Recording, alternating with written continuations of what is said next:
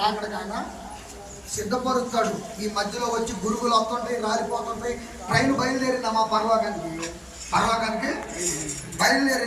బయలుదేరేటప్పుడు అక్కడక్కడ మధ్యలో స్టేషన్ అక్కడ ఏమవుతుంది, ఆగినప్పుడు దిగుతారు చూసా కొంతమంది. దేవుడు హృదయ మార్పిడి కలిగించడానికి మాట్లాడేటప్పుడు ఏం చేస్తారంటే రేపు వారం కొంతమంది కనపడకపోవడం, అది కూడా చెప్తారు, రాసి పెట్టాము. రేపు వారం కొంతమంది కనపడరు, నేను ఎదురు చెప్తున్నాను.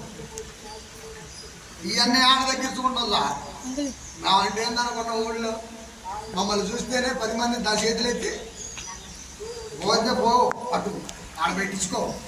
కానీ ఇక్కడ మాత్రం నువ్వు దేవుని మనసు విధేయుడివై విధేయురాలువై, తగ్గింపు లేదు, తగ్గింపు మనస్తత్వం లేదు. తగ్గింపు లేని వాళ్ళని దేవుడు ఆశీర్వదించడు ఆధ్యాత్మికంగా.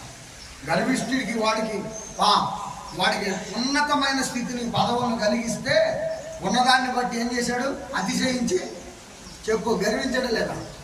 గర్వించాడు. గర్వము నేను